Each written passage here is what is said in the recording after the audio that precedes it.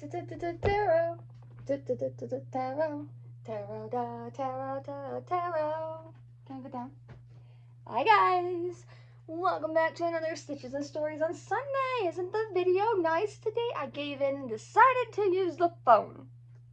No, I said I wasn't going to because my phone has really bad memory storage, but I'm getting so tired of the camera on my computer. So we are gonna attempt to do this again on video on my phone and hope that it gets it all and doesn't, make me do it in several parts, because then we're just gonna record it on the computer.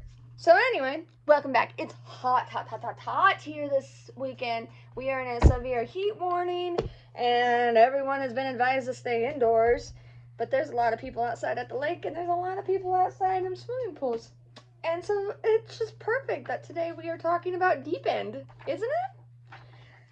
Deep End by Ali Hazelwood, and I totally forgot to grab our knitting project for today.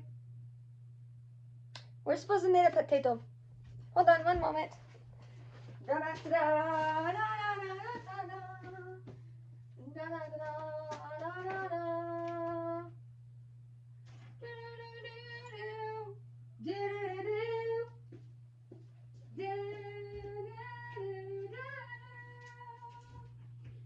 Why am I singing Elmo's World? We shall never know. Ouch! What? Where's the end of this yarn? What is this nonsense? What is this other nonsense? I am like severely underprepared for today's video. And I apologize. Like, I can't even find my hook. Where is my hook? I think there was a hook over here at one point. But where it is? I do not know. We may just knit with our fingers. Oh, I don't want to knit with my fingers. It hurts. Oh, I got an idea. Don't judge me. I lost the hook and I'm not in the mood to find it. So we're going to take this paper clip. We're going to go like this. And ta-da! We have a hook.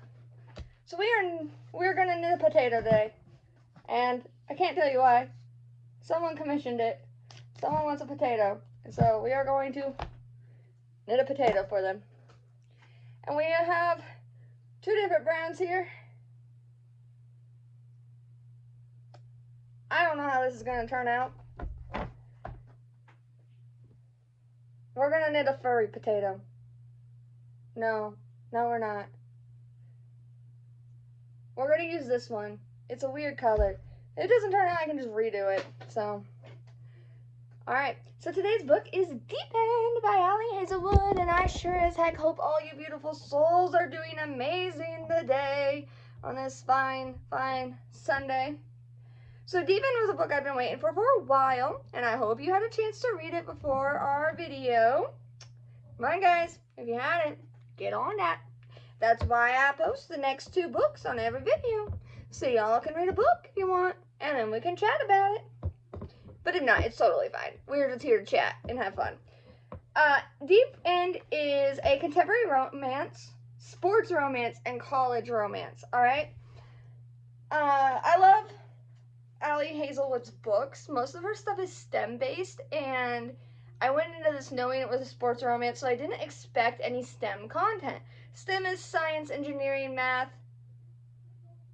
Science, technology, engineering, and math is what it stands for, if you don't know. And so, I was pleasantly surprised when both main characters actually had an interest in STEM, and the STEM elements still continued through this book, despite it being a sports romance. It is a swimming book, and so it's not a sport that I really know much of. I had a brother who did swimming, but I myself don't know how to swim. I don't care much for swimming in public pools at all. I hate it in public pools. And the thing about lakes is you can't see what's underneath you, and I don't like it when fish rub up against me and I can't see them. And so I'm not a huge swimmer, but I like lounging, like at the lake. And so I went into this not really knowing anything about the swimming competitions that they're participating in here. The main character's a diver, and the guy she falls for is a swimmer. Our makeshift hook works, but not as well as I was hoping it would. So let's see. It has to deal with mental blocks that athletes get where something bad happens. In this case, she got severely hurt doing a dive, and then that dive, for some reason, she freezes up over and over and over again anytime she tries to do it. But she has to do it in order to compete, okay? Because it is an important dive. And I'm going to be honest, I don't remember the name of the dive. All right, there's a lot of dives mentioned in here. This book primarily has to deal with trust. There's a lot of BDSM in here. The main characters go through kink negotiations, so this is definitely an 18+ book.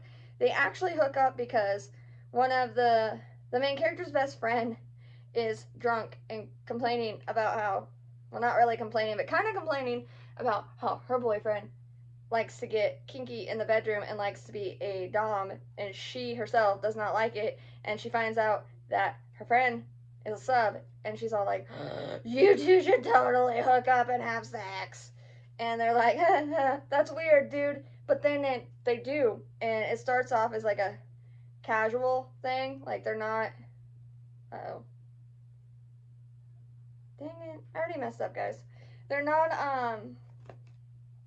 in a relationship. They're just doing it for the fun of it. All right. But feelings start to develop rather quickly in here. One of the quotes that I marked that I liked is, what works for one athlete is always trash for another. That's the same in life, honestly. What works for one person does not always work for the next person. Another one is, you need to allow yourself to be sad. You have to feel it. You have to feel the grief. You can't just move on from it. That's a topic that I love in books. Like I said, it has to deal with kink negotiation. It is the one I've been on a wait list for every edition of this book that my library had, okay? And I ended up getting an audiobook, which was fine because, as you know, that's my favorite version of books at the moment.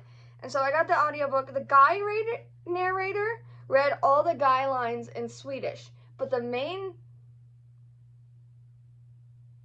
Nope, that's not what I meant. The guy narrator read all the guy lines in a Swedish accent, and since the guy main character is Swedish, I thought that was a cool touch. The main narrator is female, so this guy narrator only pops up when our main guy is speaking, and I think that's a really cool thing that they did in here, because if you've read or listened to a lot of audiobooks, you probably know that most guys do very terrible girl impersonations. They make us all sound snooty or like we're super dumb. And most girls do terrible boy accents. They make them sound too jockey or like they don't care.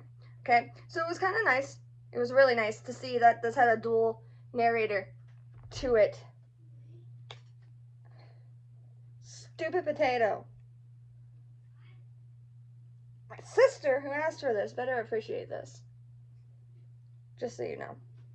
Anyway, I wrote down kink negotiation like 3 times, and I guess I really wanted you to know that that's a huge part of this book. STEM elements, they're both going for medical degrees in here, so it's mostly biology and medical science that they talk about in the STEM element, but that's only on the college side, like they're working on a college project together. Most of the book takes place in the pool because they are both athletes. As I said, she's a diver, he's a swimmer, and he's actually an Olympic medalist. She wants to be. So most of this takes place in the athletic department, but there are glimpses of their actual academic life in here. Themes of this, I would say, are resilience and coping. Most of this book has to deal with that. Even with the kink negotiation, it deals with resilience and coping. He is very adamant that she understands what she's doing and that she thinks about it, and that she doesn't do something just because it's expected of her, that she actually wants to do this, and that she applies the same policies that she does in the bedroom in real life. He's like, if you are this stubborn in the bedroom, why can't you be this stubborn in real life? Why can't you move past your athlete block? And he ends up helping her overcome that athlete block so she can actually participate more. There is a subplot to this that I thought was very pointless. I will say that. It's, you know how I mentioned her best friend is the one that hooked them up? Well, her best friend breaks up with him, right? And she thinks that these two are better together. But then there's a period of time in the book where she's jealous that they're together, and she refuses to tell anyone that they broke up. So everyone is under the impression that these two are cheating on her, okay? That she is just in the background, and everyone's mad about it, of course. They're like, yo, you're going behind her back. I can't believe you're sleeping with her boyfriend. And then she doesn't deny it at first, and it's really dumb because she's the one that hooks them up, and she's letting them take the blame, which makes our main character think that she is causing an issue. Like, she thinks a lot in the book that maybe she shouldn't be dating him, that she should just be out of the picture because her friend obviously still has feelings, but her friend doesn't actually have feelings. What it turns out to be is that they bonded over trauma. They formed a trauma bond, the first two couple, okay? And because of that, they want to be by each other's side whenever there is issues going in their life. So she has these massive issues come up, and her instinct is to go to him, but she can't go to him because he is now with this other girl, and he's trying to spend less time with her so he can be with our main character, because he actually really, really likes her, and he's liked her for a very long time. And so he wants to give this a huge shot, which honestly comes up to another thing that we need to talk about. There is a little bit of mention of polyamory in here, kind of. Like, he says that he's telling our main character that when he was with her friend that she had wanted to experiment with polyamory. He was okay with it, but he didn't really necessarily enjoy it. He just kind of went along with it for her, and that the only time he had ever requested someone else in their bedroom was actually the main character, and her friend had said no at the time because they were on the same team and she didn't want to make things difficult. But it does actually end up having a very good happy ending. That subplot was just a little weird to me because I don't understand why that character who cared so much would go through this. However, humans are messy. We have complicated emotions. Jealousy and grief pop up at different times. And if you have a trauma bond and your response is to go towards this other person, then it makes sense, I guess, is what I'm saying. I just felt it was a little out of place. I started this on 4/22 of 25. I don't remember when I finished it. It was published this year in 2025, so it's a new one. What did I think of this book and what will I take away from it? I enjoyed the book. It was a good sports romance. I've been big into sports romances lately, but not like basketball or anything. I've been preferring like hockey and swimming, and I mean, I'd love to read a tennis one, not like the mainstream sports, I guess, not the ones that I hear about a lot in my life. And so it was nice and I enjoyed it. It's a romance about finding love and coping with injuries. What was the aim of this book and how well did the author fulfill it? I said the aim is to show that you can love people in different ways and that you can move on from hard situations. They're screaming in the background. My nephews are on the other side of the wall yelling for me, but they can handle this. It's a Minecraft game. They're just fighting and blowing each other up. Would you recommend this book to others who is the target audience? I'd say yes. It's 18 plus college romance. Don't give this to anyone under 18. It's Ali Hazelwood, guys. If you read any of her books, all of her sex scenes are pretty much the same, okay? All of her guys, like, this one actually went further. This one went way further than most of the others in the kink department. But most of her guys are built the same way and have the same kind of anatomy. And you kind of get the idea that that's what the author enjoys. But I'm not complaining, okay? It's a good sex scene in every single book of hers. I actually like how she handles her intimate scenes. I think she does a really good job at writing them. She does a great job of building up the emotional connection before they're in the book, which is what I look for as an ace. As an ace myself, I need that connection, and so I look forward to that in the books. What? So, yeah, definitely 18 plus. Don't give this to a teenager unless you're comfortable with them reading that. So, 18 plus content, but I mean, technically, like, rated R movie wise, 17. You know what I mean? So, one sentence book review. This is a thrilling and steamy story about love and loss. As for our rating, I knew that it was going to be lower than most of the books that I rate of hers. I don't do it for her. I read these for the joy of it. I don't even know her. I wish I did. I wish I could get signed copies of her books. I love her books so much. But I knew it'd be rated lower than all the other ones. Because of the plot. Okay, because of that subplot I mentioned, I didn't like it. And it kept coming up at random moments. And it just didn't feel the flow correctly. So, enjoyment wise, I put that it was 4 stars because I kept getting hung up on that. Setting's 3. Guys, it takes place in a pool, and I don't know anything else about the college. It doesn't really describe the college except the cafeteria or anything. So, there's very little setting building in this book, which is not unusual for an Ellie Hazelwood book. She focuses on emotional descriptions rather than the physical surroundings around her characters. But in this one in particular, I thought it was lower than normal, like setting wise, and I would have preferred there to be more descriptions of the setting. Readability is 5. Writing's 5. She's an excellent writer. There's nothing wrong in her books. Like, her editor, it must be amazing too, because it's like perfect. Characters are 5. They're all different. You know who's talking at all times. They all have different personalities. There's good character development. Plot, I gave 3. We all saw that coming, okay? I'm picky, and this is an author that I love, so I'm picky with her, right? Okay, because I know her stuff, and I've known it for so long, and this is one of her newer books. And so having read her other ones, you know, when an author starts out, you're like, oh, this is the debut book, they're only going to go up from here. And then towards the end of their career, they usually go down a little bit, but the middle of their career is when they're at peak, right? She's probably not even at the middle of her career because she's still pretty young. And so I expected way more from this book and way better plot than I got.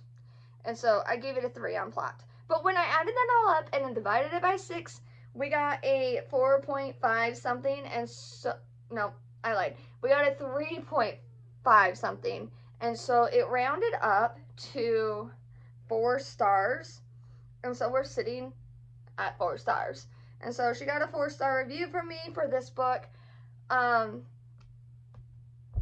was just different. But I will tell you that this is one book that, even though I don't usually reread books, I'm going to go eventually buy the paperback or hard copy of, because this book is selling with sprayed edges, and the edges of these books are done where they look like the reflection on a pool surface, and it is the most beautiful, most gorgeous sprayed edge I have ever seen in my entire life.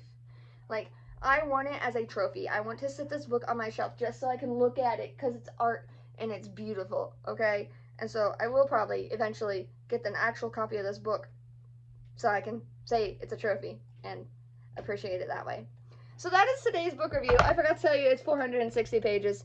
So I'm going to mark that off. Definitely pick it up. I think it's a great summer read, especially for around the pool, if you're going to be around the pool. It'll be more immersive, I think. And if you're college age, you'll probably relate more to the characters because they are in college. But adults, you'll get it. You've been there, right? You've been that age before. You know what it's like trying to figure out who you are, what you like, and that kind of thing. And so I think you'll love it. Honestly, I did. The next book we're going to review next week is Heir to Thorn and Flame. It's number 1 in a series called Court of Broken Bonds. It is by Ben Alderson. So pick that up if you want to read it. It is a longer book, so get started so we can chat about it. And then after that will be Don't Sleep with the Dead by, guys, I'm just going to spell it, by NGHI space VO. Okay? That's a shorter one. That's only 96 pages. All right? So those are our next 2 books. And don't forget, Summerween is coming up on the 28th. Guys, go join the group. Go get in there so you can participate and win prizes.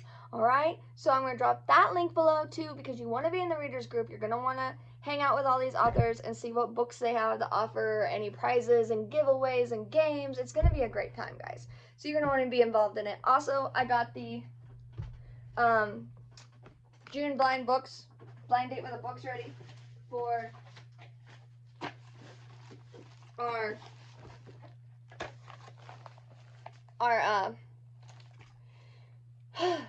reader group on Facebook. So we'll enter to win this by posting your wish list on the featured June book fairy post. All you gotta do is post the wish list. You don't have to gift anyone. Just by posting your wish list, you are entered into the giveaway. All right, and there are 2 Halloween/summer themed books in these. There's 1 in each. Okay, and then there's a couple of coloring pages from Holly Rose Art. I just pulled 1 out of each volume that I got, and a couple of swatch pages, some crayons, some sunflower seeds, not to eat, to plant, because summer, gotta do some gardening, and sunflower because like sunshine. And then there's some beach themed wax melts, like some little sample ones, and a summer/Halloween bookmark that has Ghostface and Michael Myers on it in a field of sunflowers. And so you're going to want to get entered to win. Our ones from May should be getting theirs on Monday, tomorrow.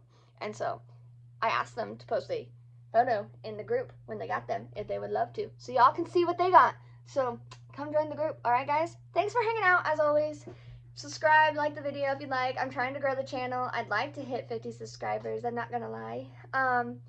We might be doing a real talk time soon too. All right, I haven't decided if I want to talk on it, because Allie Hazelwood actually has had a little bit of a scandal lately, and so we might talk about it in a real talk time, considering that we just talked about one of her books. I honestly, personally, think the whole situation is stupid as heck, but that's my opinion, and we will talk about it probably. So thank you guys for being here, and have a great weekend. Stay cool, especially if you're in the severe heat. Okay, guys? Drink lots of water, stay hydrated, stay inside if you can, and if you can't, sunscreen, sunscreen, sunscreen. Okay, guys? Love you all.